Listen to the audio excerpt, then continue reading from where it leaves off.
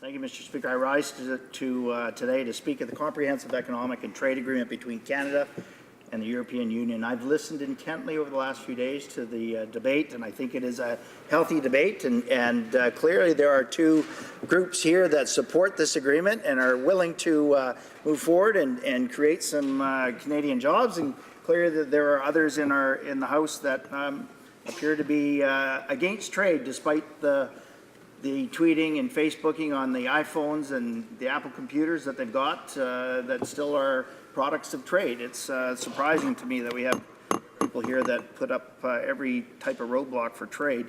Mr. Speaker, I'd like to start out by acknowledging the hard work of our honourable colleagues, our friends on this side, honourable members from Abbotsford, Battlefords, Lloydminster and Prince Albert, that put their hard work into this agreement over the previous government to get it to the point where it would come to fruition.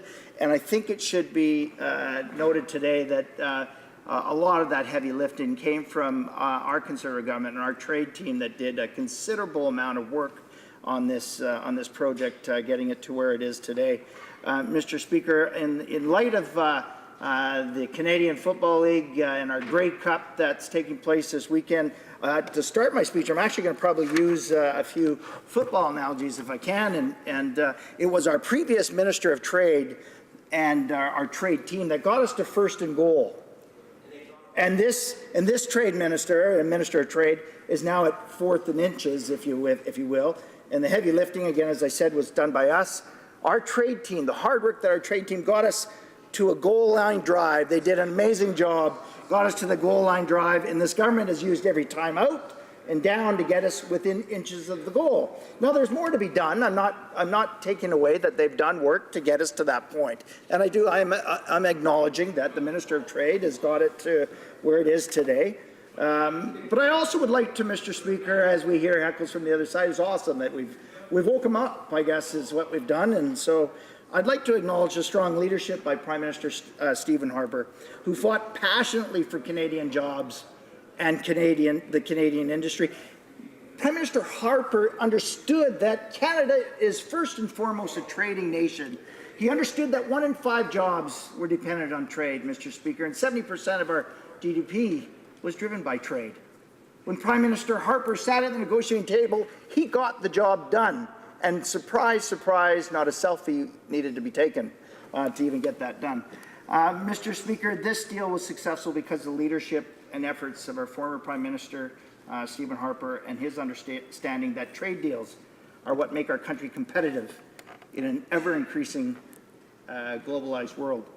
And because international trade agreements generate increased economic activities, because of diversification of our trade drives prosperity and job creation, I think it is definitely appropriate for us today to stand in the House and give kudos to our strong previous trade team, Prime Minister Stephen Harper, and as well, as I said, the current Minister of Trade. No applause? All right. Our previous government signed 43 trade agreements over the course of our tenure, Mr. Speaker. We made critical investments in industry, transportation, and market development. That set Canada as a leader on the international stage, which helped us weather the worst economic downturn since the 1930s. It was through Prime Minister Harper's strong vision that Canada's trade diversified. Mr. Speaker, CETA is our country's biggest bilateral trade agreement and trade initiative since NAFTA. And when it comes into force, Canada will be one of the few countries in the world to have guaranteed preferential access to the world's 2 largest economies, the US and the EU. Well, that was until just a few weeks ago, or 2 weeks ago, the Prime Minister blindly decided he's willing to negotiate NAFTA, but that's a speech for another time. Now, Mr. Speaker, could you imagine if you will, as we go down the path with TPP and CETA. So TPP will connect Canada to a market of 800 million consumers with a combined GDP of 29 trillion, which is 35% of the GDP, the global GDP. Combine that with CETA. Canada has the opportunity to be a North American trade hub. Wow.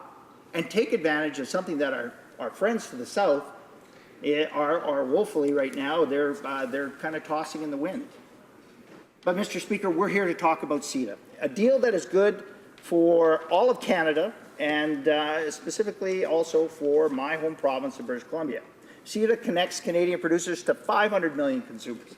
It provides access to the largest economy in the world, and it is a good deal for Canadian producers, and indeed, it is a great deal for Canadian consumers. It will open trade lines, almost eliminating tariff lines for EU trade. Mr. Speaker, studies show that CETA will bring 20% boost to our bilateral trade and a $12 billion increase to Canada's economy. That means an economic equivalent of adding $1,000 to the average Canadian family's income or creating 80,000 jobs. 80,000 new jobs to the Canadian economy. That's incredible. Mr. Speaker, the EU is already BC's 5th largest export destination and our 4th largest trading partner. British Columbia stands to benefit significantly from preferential access to the EU market. Once enforced, CETA will eliminate tariffs on almost all of BC's exports and provide access to new market opportunities in the EU. The provisions in CETA will help erase regulatory barriers, reinforce intellectual property rights, and ensure more transparent rules for market access exist. BC is well positioned to take competitive advantage of this new agreement. CETA is good for our farmers, Mr. Speaker. It has been said time and again through members on all sides that whether it is our dairy or our beef producers or our pork producers, this is something that will benefit our agriculture.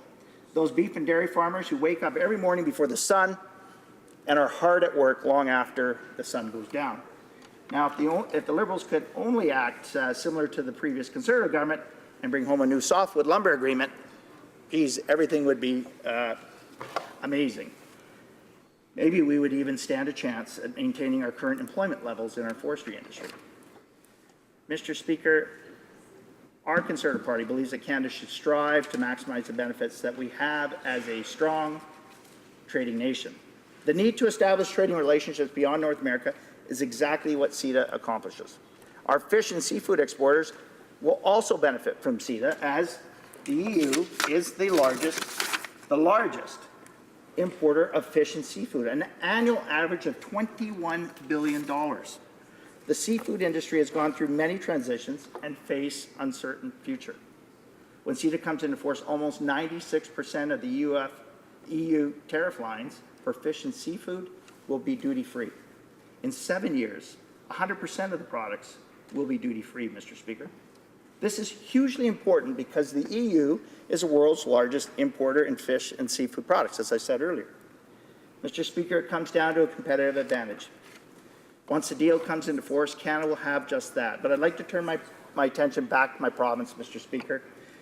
Through our strong leadership of Conservative government, investments were made in British Columbia, in ports and gateways and structures that would allow Canadian consumers as well as manufacturers to take full advantage of trade deals. We invested in the Asia-Pacific Gateway Fund. We invested in the Go Global program that allowed small, medium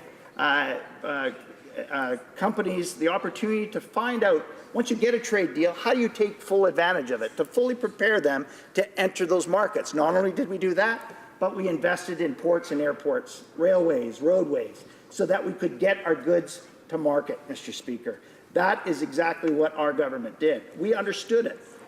BC is a strategic gateway and can take full advantage of this new agreement. As a matter of fact, in my riding alone, we had the Port of Prince Rupert, one of the largest and fastest marine routes. We have the 3rd longest runway in Canada, which is in Prince George and is equidistant to Europe as it is to Asia, Mr. Speaker. Mr. Speaker, one of the things that we need to talk about is after we get this agreement in place, what do we do? And we need to take a look at our policies as to how we take full advantage of it. We need to develop programs as to how we can invest in our markets, invest in our small, medium organizations, that they can fully experience the full opportunities of this agreement. With that, Mr. Speaker, I see you're about to rise. I will stand down and I'll take the questions. Thank you for the time, Mr. Speaker.